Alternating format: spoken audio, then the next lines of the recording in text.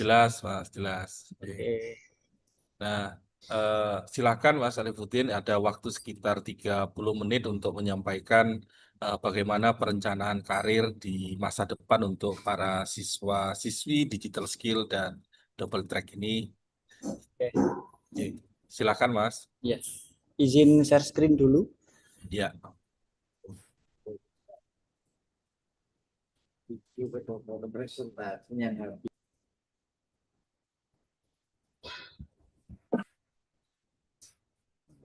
Oke.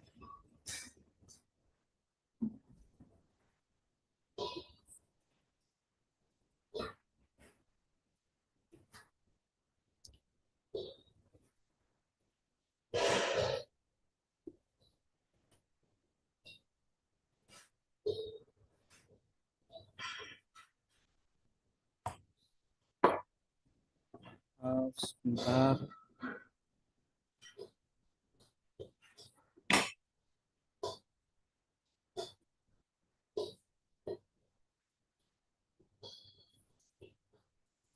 teman-teman sekalian, para siswa jangan lupa untuk absensi dan mengisi satu persatu ya link yang ada gantian untuk mengetahui mapping rencana karir atau cita-cita yang sudah adik-adik sekalian impikan.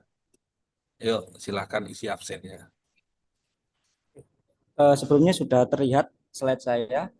Sudah, sudah. Oke, terima kasih. Sebelumnya, Assalamualaikum warahmatullahi wabarakatuh.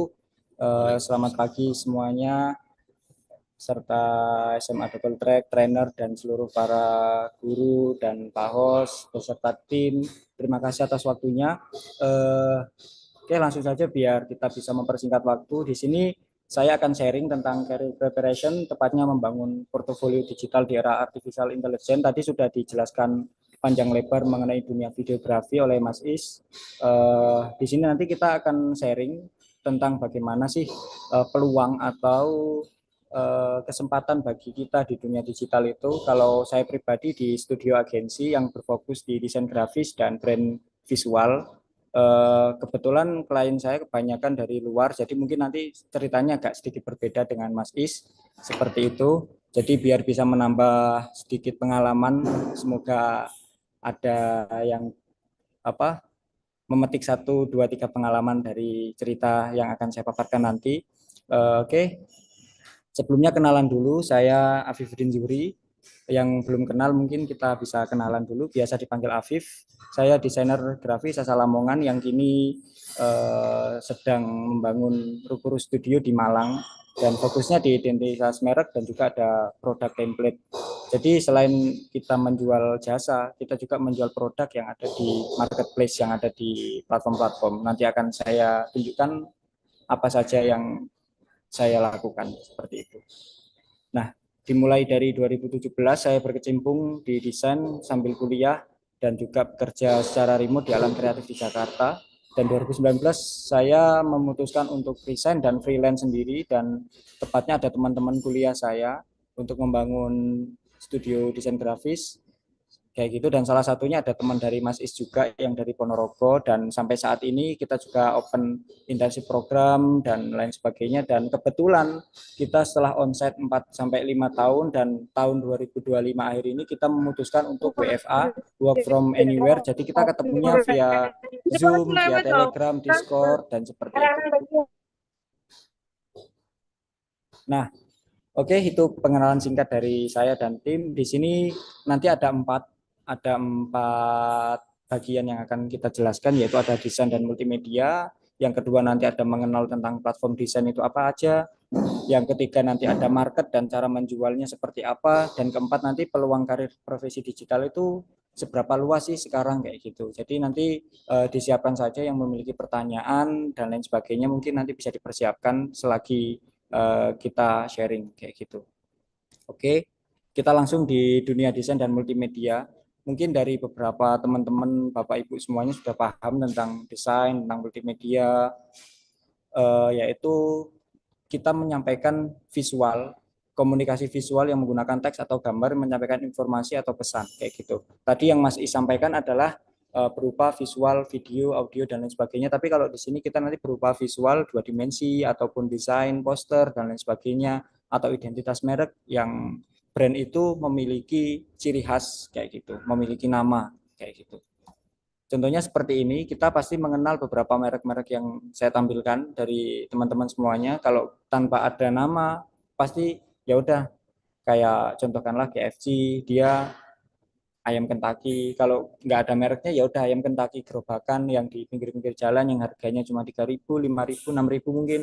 Tapi kalau nanti kita kasih brand, kita kasih merek, kita kasih nama, kita kasih identitas, harganya akan berbeda kayak gitu. Indomie, ada Hisana dan lain sebagainya. Itu salah satu contoh sedikit tentang brand kayak gitu. Juga ada kopi, ketika nanti kita ada labelnya, harganya pasti akan berbeda kayak gitu. Value yang ditawarkan juga berbeda daripada yang tidak ada label atau identitas mereknya seperti itu. Nah, oke, ini adalah Harry Potter, dia penyihir yang hebat. Sedikit analogi bagi teman-teman dan Bapak Ibu semuanya, Harry Potter itu adalah penyihir yang hebat. Dia sudah hebat, namun menjadi jauh luar biasa juga ketika dia memegang tongkat kayak gitu atau memegang sebuah alat di tangannya. Sama halnya dengan seorang kita, seorang siswa, seorang kalau saya pribadi seorang desainer, saya harus menggunakan alat untuk melengkapi bakat saya, untuk menuangkan bakat saya. Nah, di sini beberapa keseharian saya yang saya gunakan itu designer tools, ada Adobe Illustrator, ada Adobe Photoshop, ada Figma, Canva, Procreate, dan Affinity Designer. Nah, di sini mungkin teman-teman familiar banget dengan Photoshop, dengan Illustrator, apalagi dengan Canva, ya kan? Seperti itu. Jadi bisa digunakan sesuai dengan apa yang dibutuhkan. Apalagi sekarang baru saja di launching Affinity Designer itu gratis, bisa dipakai. Jadi yang biasanya pakai gambar, pakai apa nanti bisa download Affinity yang free kayak gitu. Jadi dia sudah diakuisisi sama Canva, nanti teman-teman bisa pakai Affinity. Gunanya buat apa? Buat seperti ini. Yaitu buat untuk software yang digunakan untuk memproduksi sebuah karya. Nah, sekarang adalah multimedia, komputer untuk menyajikan, menggabungkan teks, suara, gambar, animasi audio maupun video dengan alat bantu atau tautan sehingga pengguna dapat melakukan navigasi, interaksi, berkarya, dan berkomunikasi. Bahkan bisa dikomersilkan juga seperti yang Mas Is lakukan, seperti yang saya lakukan. Kebetulan kita sama-sama bisa dibilang freelance ataupun berusaha dengan yang dulunya hobi sekarang bisa dimonetize, bisa dijadikan pekerjaan, dan alhamdulillah juga untung-untung bisa membuka lapangan pekerjaan seperti itu. Nah, mungkin dari teman-teman yang ada minat ataupun ada ketek di hatinya ingin menjadi seorang usaha, mungkin bisa dimulai dari sini karena di dunia digital sekarang itu semuanya bebas untuk berekspresi seperti itu. Ini ada beberapa contoh ketika kita bekerja secara offline kayak gitu, kemungkinan sekarang sudah full online, jadi kita sudah tidak menerima kayak semacam kayak Zoom dan lain sebagainya karena tim-tim semua sekarang lagi work from home kayak gitu, jadi di rumah sendiri-sendiri. Nah, ini editor tools ketika menggunakan video, ada Blender, ada Unity, ada Adobe Premiere, ada Adobe After Effects, dan Lightroom, dan lain sebagainya. Ini adalah biasa yang digunakan untuk menganimasikan, untuk membuat ilustrasi 2 dimensi, 3 dimensi, ataupun membuat motion video, dan lain sebagainya. Nah, mungkin ini yang paling familiar bagi teman-teman semuanya, dan sekarang sudah bisa akses, apalagi kalau pelajar, guru, pendidik, dan lain sebagainya itu mendapatkan akses gratis dari tools design. Dan ibu saya pun juga kemarin sempat selain mengajar, selain ngurusin juga mendesain. Desain apa? Desain kayak ada modul ajar, ada desain. Jadi sekarang itu serba interaktif. Jadi selain bisa ngajar, kita juga kadang harus bisa desain. Jadi beberapa kali saya bantu untuk membuat yang lebih menarik untuk cover bukunya mungkin, untuk apa dan lain sebagainya. Nah, ini kesempatan untuk teman-teman semuanya untuk mempelajari lebih dalam mengenai tentang bagaimana untuk bisa memanfaatkan teknologi yang pada saat ini kayak gitu. Tepatnya di platform-platform yang mudah untuk dijangkau. Nah, ini kita nanti bisa sedikit sharing mengenai bagaimana sih cara meluapkan. Aku bisa desain, aku sudah punya aplikasi Canva, aku bisa buat seperti ini dan tidak plagiat. Bagaimana cara aku menjual? Nah, nanti ada beberapa contoh yang dulu saya lakukan di awal-awal kayak gitu. Tentunya di Canva ini lebih mudah, cepat, dan gratis. Oke, sekarang kita harus mengenal platform-platform desain dulu. Kita sudah tahu nih alatnya kita pakai apa. Selanjutnya kita harus tahu juga platform yang mau kita sasar itu yang di mana kayak gitu. Jadi di platform desain itu ada beberapa jenis, ada yang untuk portofolio, ada yang untuk menjual atau market, ada yang untuk mencari inspirasi, ada juga yang untuk sharing-sharing tentang atau semacam kayak medium dan sebagainya untuk sharing-sharing pengetahuan tentang desain kayak gitu.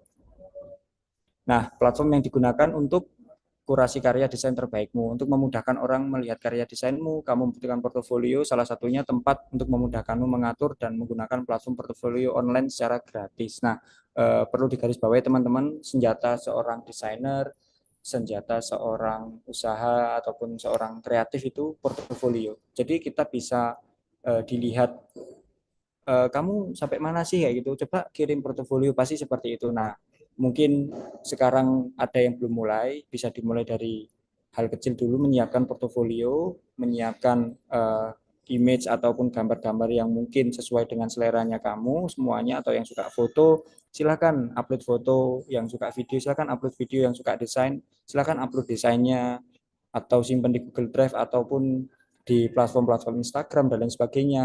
Silahkan. Jadi jangan sampai mengendap di HP saja kayak gitu. Jadi untuk memancing agar orang itu tahu kamu itu punya keahlian apa sih kayak gitu. Nah, itu gunanya untuk portfolio. Kita showcase diri kita branding diri kita seperti apa yang akan kita tawarkan kayak gitu. Ataupun nanti ketika melamar pekerjaan, soft skill kita juga ada desainer grafis itu ada nilai plus juga.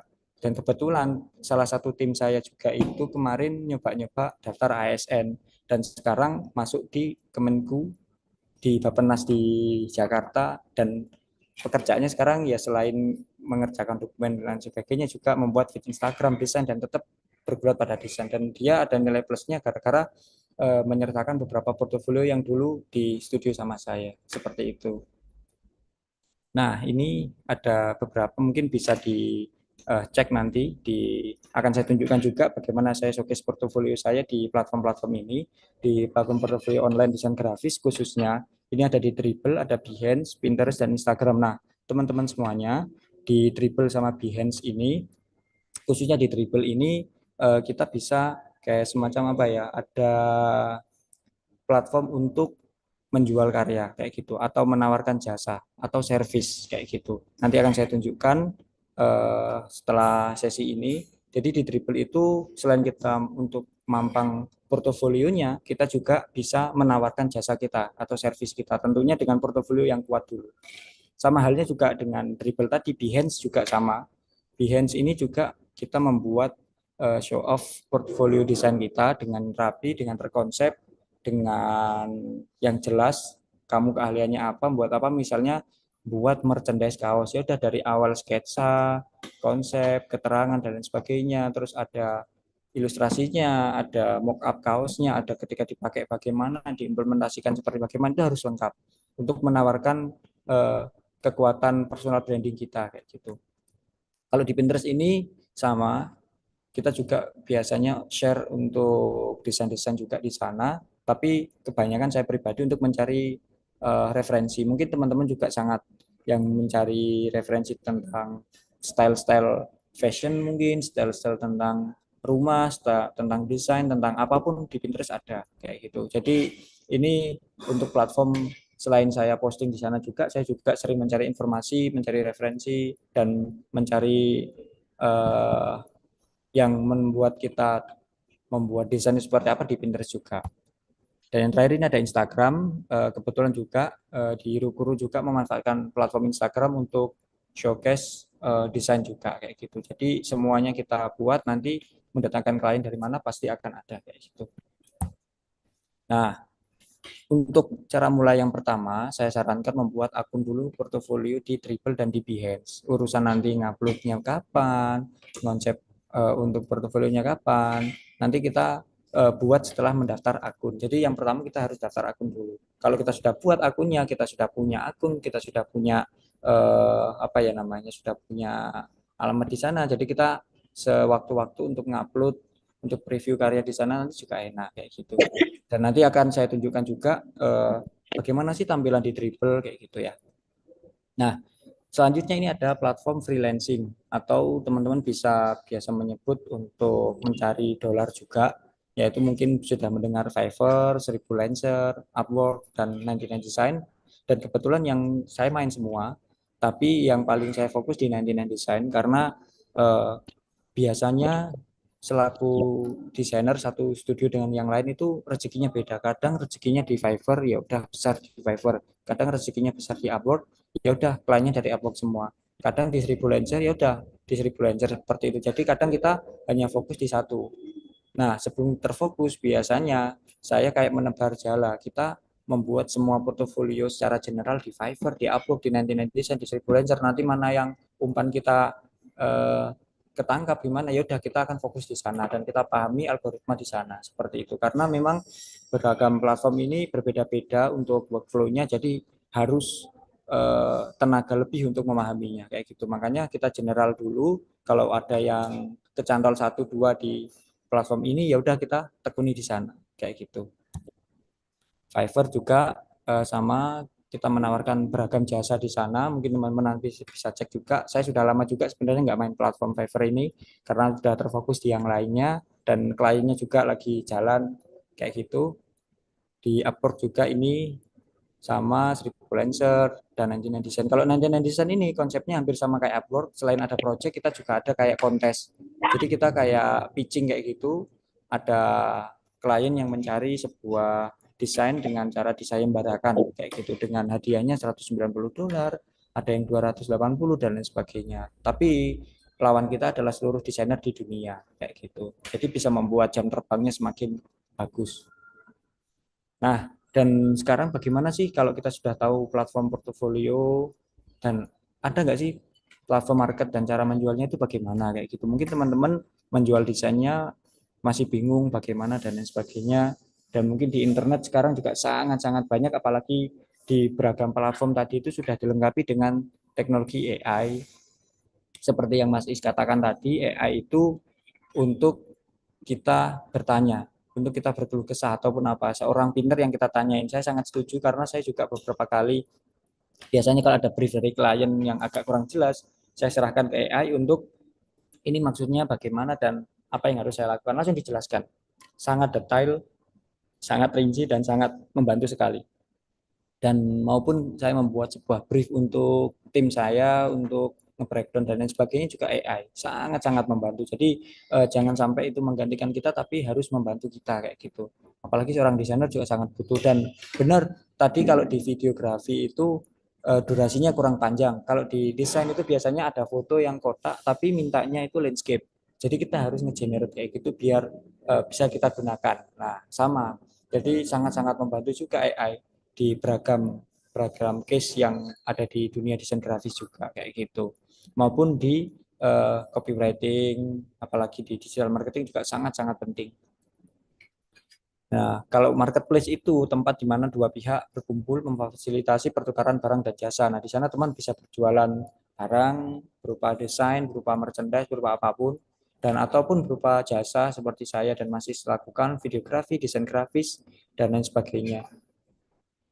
Nah, kalau biasanya yang teman-teman tahu mungkin marketplace seperti ini untuk menjual barang-barang, merchandise dan sebagainya, atau ada marketplace internal dari lembaga mungkin juga ada Tokopedia, Shopee, Lazada, Bukalapak dan TikTok Shop yang sangat-sangat membantu sekali sekarang, apalagi ada beragam promo ya kan, nah bisa dicoba juga. Nah, kalau di Shopee teman-teman atau yang sudah punya toko mungkin atau mau ada yang mengonlinekan barang-barangnya ataupun jasanya harus di branding dulu. Jadi di Shopee itu ada ketentuan kayak nge-branding toko biar menarik. Jadi nggak polosan. Jadi kita setelah tahu platform desain itu apa, terus editnya pakai apa, konsepnya seperti apa, ya udah kita terapkan. Kalau ada yang punya Shopee, kita pakai desainnya di Shopee mungkin kayak gitu. Untuk postingan-postingannya juga sama, dan fun fact juga di klien saya di USA juga itu kebanyakan minta sekarang itu di desain ads atau desain advertising untuk beragam platform, ada Google, ada YouTube, ada Instagram, ada Reels, ada TikTok, itu size-nya disamakan semua. Jadi kerjaan sehari-hari kadang ya buat desain ads kayak gitu. Nah, ini ada Shopee Design Guide juga, mungkin teman-teman nanti bisa dibaca, dipahami, biar tokonya menarik, seperti itu. Kalau untuk menjual desain, ini ada beberapa yang saya sarankan di Shutterstock, di Freepik, di Adobe Stock, dan di Instagram. Kayak gitu. Ini dari kami juga main. Kalau di Instagram ini kita menjual semacam kayak jasa gitu. Kita upload portofolio dan kita jual beragam platform di sana. Kayak gitu. Juga ada yang saya sampaikan tadi, ada Dribble, ada Behance, ada Pinterest, ada Instagram, seperti itu. Nah, tapi ini yang perlu diperhatikan bagi teman-teman semuanya, ada plus dan minusnya, ya kan? Semua apapun itu pasti ada plus dan minusnya, dan ini kebetulan yang saya alami, pengalaman saya pribadi. Kelebihan kalau kita di market itu yang pertama, jangkau lebih banyak pelanggan karena kita nitip barang di platformnya orang kayak gitu. Otomatis kita akan dipromosiin, kita akan jangkauan kita di seluruh dunia karena platformnya platform internasional, dan ada kepercayaan pelanggan lebih tinggi karena policy dan lain sebagainya sudah diatur di sana, tingkatkan penjualan juga sudah ada kayak promo dan lain sebagainya. Dan juga ada manajemen inventaris yang lebih baik, kita bisa manajemen produk-produk kita, produk template kita, ada produk barang-barang yang di Shopee, atau kalau saya ada di Creative Market, di Elemen, dan lain sebagainya kayak gitu. Dan tentunya lebih mudah dikelola dengan tampilan user yang friendly, dan mendukung omnichannel marketing dan layanan dukungan pelanggan yang lebih baik. Jadi 24 jam kita servis di sana lebih baik lah, seperti itu. Dan ada tantangan market juga. Tantangan marketnya, kompetisinya lebih tinggi dalam arti itu bisa banyak pesaing juga karena seluruh dunia adanya kebijakan tertentu yang wajib kita patuhi, larangan A, larangan B, larangan C, dan juga ada hubungan brand dengan pelanggan itu terbatas karena kita harus berhadapan dengan adminnya platform terlebih dahulu baru ke klien kayak gitu. Jadi tidak bisa semena-mena, dan kontrol pembayaran terbatas, jadi bisa narik minimal berapa dolar, minimal berapa ratus ribu, dan tanggal berapa kayak gitu. Itu tantangannya. Nah, setelah kita membuat semua itu, kita harus membuat yang namanya gimmick atau kita pencitraan lah kayak gitu. Share ke semua sosial media yang kamu miliki untuk menjangkau yang lebih banyak lagi. Menjelaskan proses pembuatan atau before afternya bagaimana, terus atur planning untuk posting yang konsisten, dan juga yang paling terpenting adalah istiqomah dan selalu berdoa kayak gitu. Nah, terus peluangnya itu bagaimana di profesi digital saat ini? Kalau saya pribadi yang saya lakukan sangat-sangat besar, sangat-sangat luas banget untuk profesi karir digital sekarang. Apalagi semuanya serba online, semuanya serba gadget, serba smartphone, AI, dan lain sebagainya, dan sangat-sangat berpeluang. Nah, menambah banyak insight baru yang dapat dirasakan, tidak selalu positif. Kita perlu memilah, menganalisis positif, menganalisis dampak negatif perubahan teknologi. Jadi teman-teman semuanya harus pandai-pandai juga memilah dan memilih informasi-informasi yang mau disampaikan, atau produk-produk yang mau disampaikan, atau pembelajaran-pembelajaran yang diserap itu seperti apa kayak gitu. Karena sekarang banyak sekali AI yang memanfaatkan seperti ini untuk tindak-tindak negatif atau kejahatan kayak gitu. Jadi harus pandai-pandai untuk menyaringnya. Nah, ini yang saya kutip dari Future of Job Survey di 2020 yang sampai saat ini masih masih relevan, yaitu dia melakukan sebuah kayak semacam forum, dan ada 5 teknologi yang paling banyak diadopsi sampai tahun ini. Itu adalah cloud computing, ada big data analysis, ada IoT, connecting device, ada enkripsi cyber security, dan ada AI kayak gitu. Cloud computing ini sangat-sangat tinggi karena apa? Karena semua penyimpanan berbasis online juga. Data-data juga disimpan secara online kayak gitu. Dan ada top 5 pekerjaan yang paling dibutuhkan nantinya.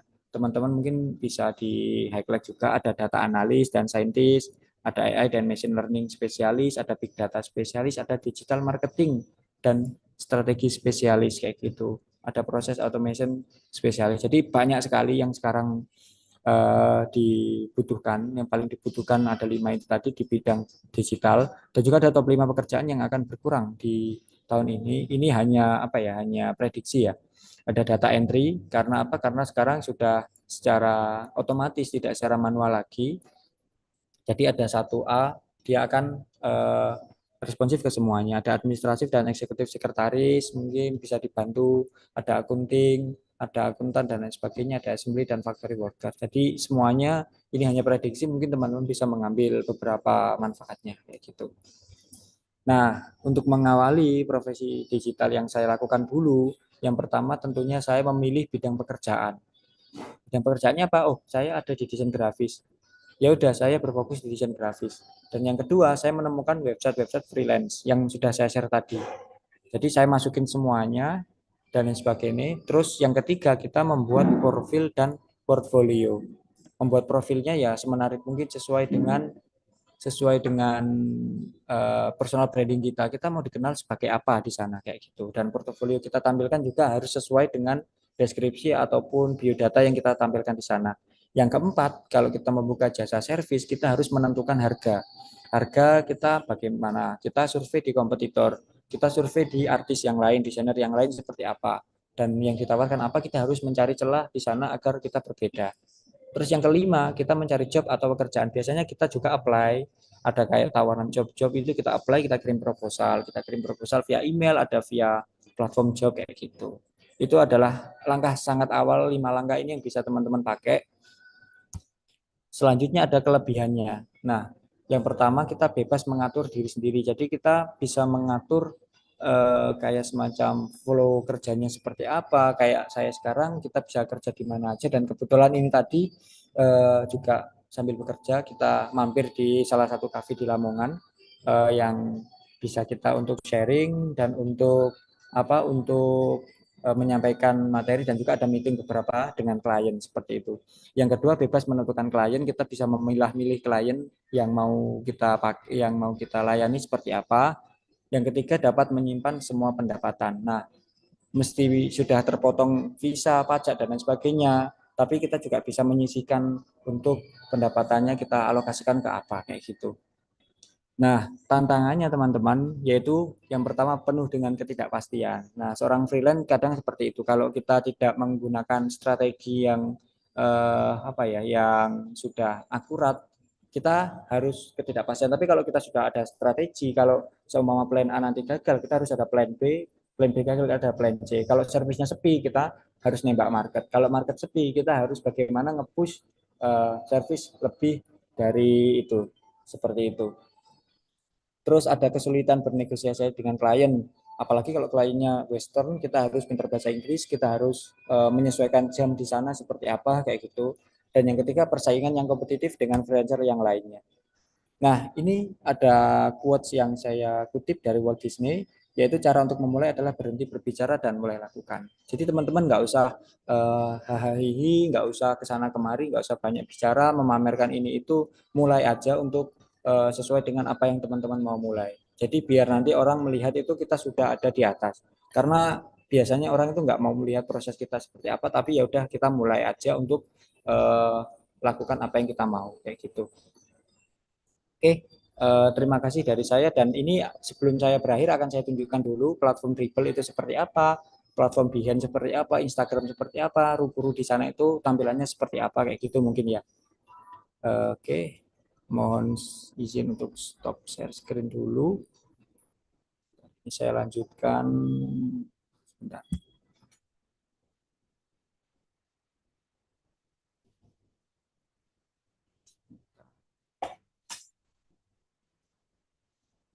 Yang pertama mungkin ada di Behance ya teman-teman. Eh, ini beberapa sudah kelihatan ya. Ini beberapa showcase yang kita tampilkan di Behance. Jadi ini platformnya internasional, jadi teman-teman bisa menjangkau seluruh dunia istilahnya lah seperti itu. Dan kebetulan di sini ada beragam bio ya di sini dari profil, dari sampul, nama, terus ada deskripsi, terus ada profil yang lihat profil ini ada berapa ribu kayak gitu, followersnya berapa, dan ada kayak semacam link-link yang mau dicantumkan seperti apa, terus ada biodata. Nah, kayak gitu. Ini yang tengah ini saya coba satu buka. Apakah terlihat? Nah, ini ada 10K, yaitu kita buat study case kayak semacam hotel kayak gitu. Jadi kita tampilkan dari cover, kita jelaskan seperti apa, terus kita juga kasih view-nya, konsep-konsepnya seperti apa, sketching dan lain sebagainya, sampai dengan motion logonya seperti apa, terus sampai bawah, sampai ketika diimplementasikan di beragam media itu bagaimana, kayak gitu. Nah, juga kita jelaskan juga untuk pembuatan siapa saja timnya, kayak gitu. Terus ini juga ada servis yang saya katakan tadi. Jadi di servis itu kita harganya start dari $500 kayak gitu.